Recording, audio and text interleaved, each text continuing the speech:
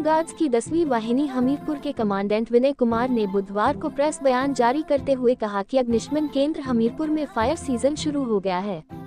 उन्होंने कहा कि फायर सीजन के दौरान आग लगने की अधिक घटनाएं होती हैं। हमें सावधानी बरतने की आवश्यकता होती है। छोटी छोटी सावधानियां बरतने से कई दुर्घटनाओं से बचा जा सकता है। उन्होंने कहा कि इस दौरान शहर में जागरूकता के लिए फायर वाहन को रवाना किया गया।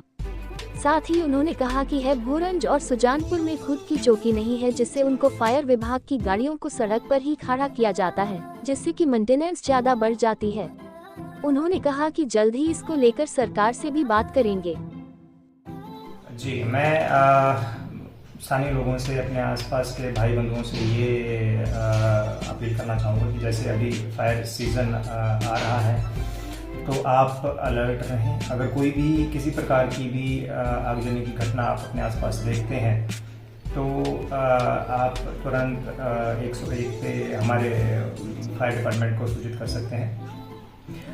और अपने रोज़मर्रा की ज़िंदगी में भी आप डे टू डे बेसिस पे भी अगर आप कुछ सावधानियां बरतें, अपने घर में सावधानियां बरतें, अपने घर के आसपास अपने माहौल में अगर सावधानियां बरतें तो आप आग जलने वाली घटनाओं से बच सकते हैं। मैं उदाहरण देना चाहूँगा, जैसे हमारे यहाँ पे गाँव में खास करके लोग होते हैं अपने आसपास अभी फसलों की सीज़न के बाद, नई फसल के सीज़न से पहले कई बार होता है कि वो अपने पुराने फसलों के रेजिड्यू या फिर आसपास वैसे ही किसी कूड़े कचरे को जलाने के लिए आग लगा देते हैं। और कई बार होता ये है कि वो आग क्योंकि सब तरफ ऑलरेडी ड्राई ग्रास और सूखे पत्ते अवेलेबल होते हैं, चलती हुई हवा के कारण वो आग छोटी से बड़ी बन जाती है और देखते देखते वो काफ़ी बड़े एरिया में फैल जाती है। तो माइनर फायर एक मेजर फायर में कन्वर्ट हो जाती है। तो इसमें अगर सबसे पहली बात तो है कि हमें ऐसे कंडीशन में किसी भी आग को हमें नहीं लगाना चाहिए। जो भी हमारा वेस्ट है उसको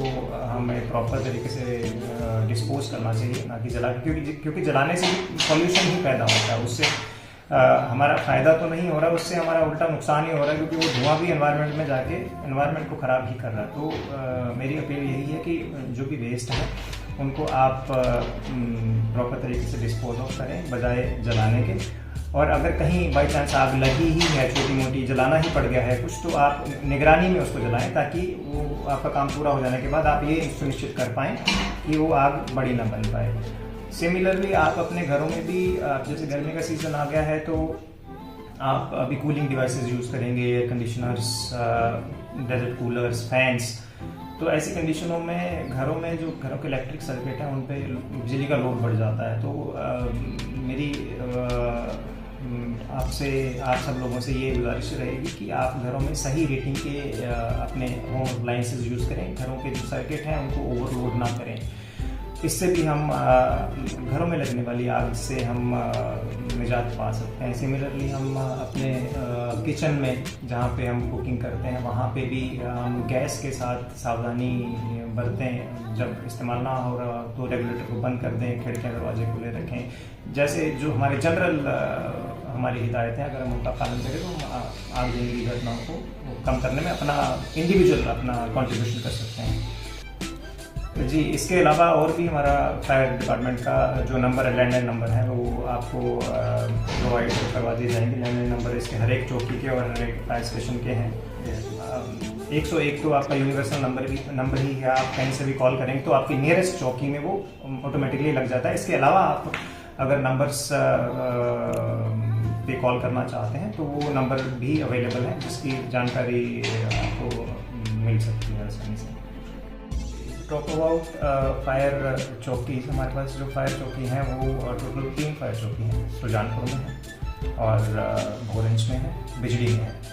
इनमें से जो बिल्डिंग्स हैं जो इनकी, वो भी फ़िलहाल रेंटेड बिल्डिंग्स हैं। इनमें से जो चौकियां हैं बिजली वाली और भोरंज वाली, बिजली वाली चौकी की जो बिल्डिंग है वो ऑलमोस्ट कंप्लीट हो चुकी है। उसमें बिल्कुल माइनर काम रहता है, हो सकता है आने वाले कुछ दिनों में उसमें चौकी को शिफ्ट कर दिया जाएगा उद्घाटन के बाद। और जो भोरंज वाली है उसके लिए जो जगह है, ज़मीन है, वो आइडेंटिफाई की गई है, उसके लिए अगली कार्रवाई की जा रही है। हालांकि जो सुजानपुर वाली चौकी है उसमें जगह अभी ढूंढी जा रही है। जैसे ही उसमें जगह मिलती है उसके लिए सुजानपुर की चौकी के लिए, तो जो प्राइवेट बिल्डिंग अभी प्रेजेंटली सुजानपुर चौकी है उसको फिर उसमें नई बिल्डिंग बनने के बाद शिफ्ट किया जाएगा। डेफिनेटली जो हमारी गाड़ियाँ जब, क्योंकि रेंटेड बिल्डिंग है उसमें प्रॉपर गैराज फैसिलिटी नहीं होती है, तो उसमें हमें चैलेंज आते हैं उसको मेंटेन करने के लिए। तो मेंटेनेंस उनका बढ़ जाता है गाड़ियों की, क्योंकि वो बाहर खड़ी रहती हैं धूप बारिश में। तो ये इस संदर्भ में मैं ये कहना चाहूँगा कि हमारी कोशिश यही है कि जितनी जल्दी से जल्दी हमें कोई अपनी एक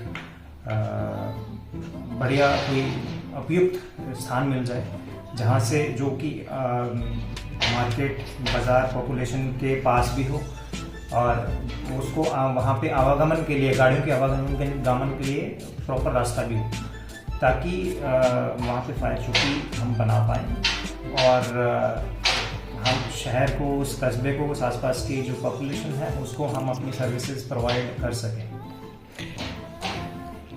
जी, उनमें करने को तो हो सकता है उसमें परंतु उसमें एक चीज़ हमें ये भी ध्यान में रखनी पड़ेगी कि गैराज और उसकी एंट्री उस हिसाब से शायद ना डेवलप की गई हो।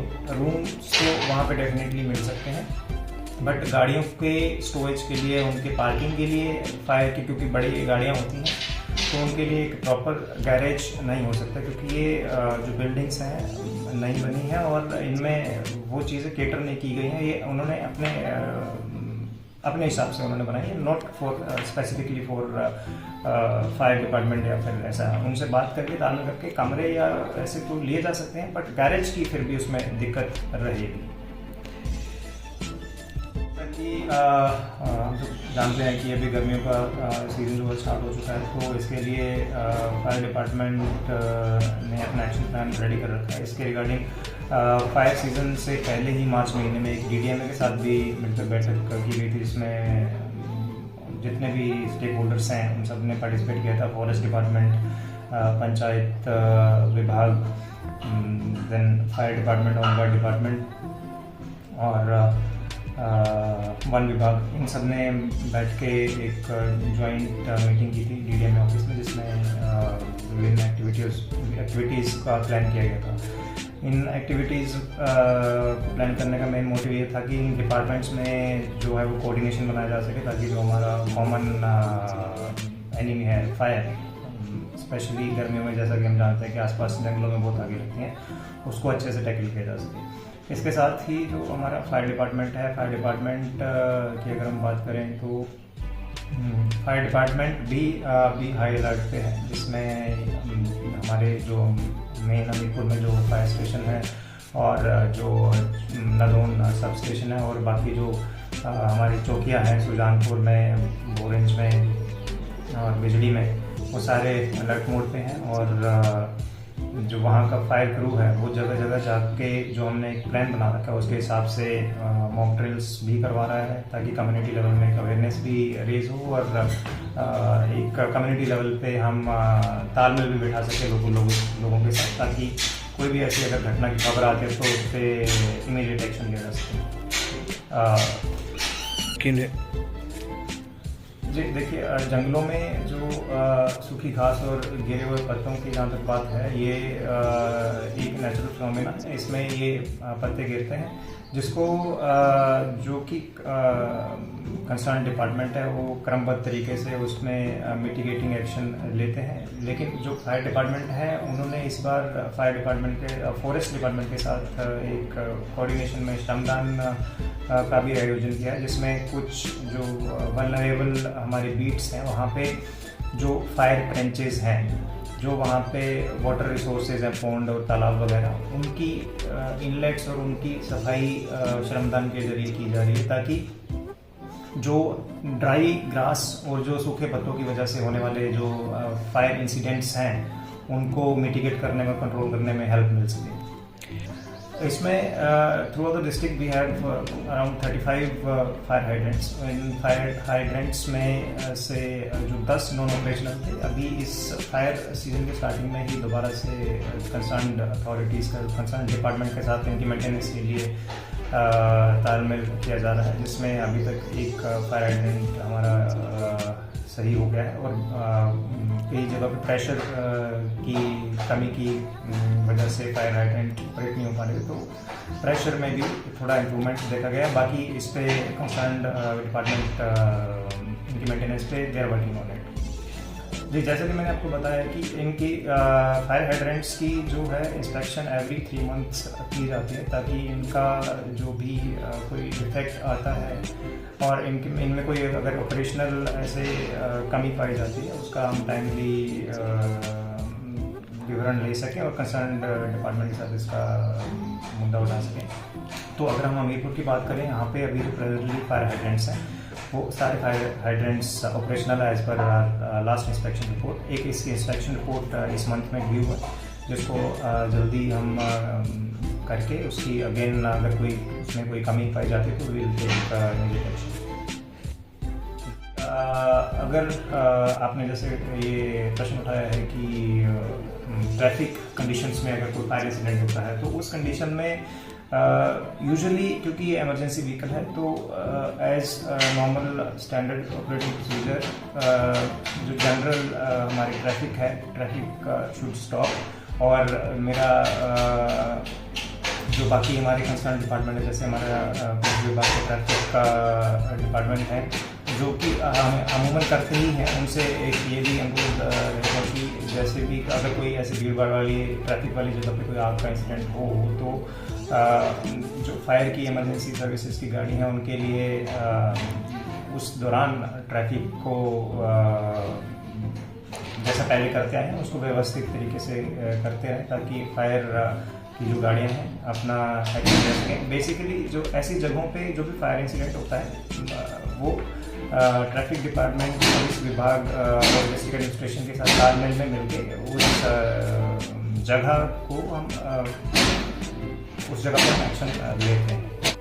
फायर सेफ्टी वीक अभी चल रहा है कि जैसा कि हम सब लोगों को पता है कि फायर सेफ्टी वीक जो 1944 में हमारे 66 अग्निकर्मी शहीद हुए थे, बॉम्बे डॉक फायर इंसिडेंट है, उनकी यादगार में मनाया जाता है। ये 14 अप्रैल से चालू है।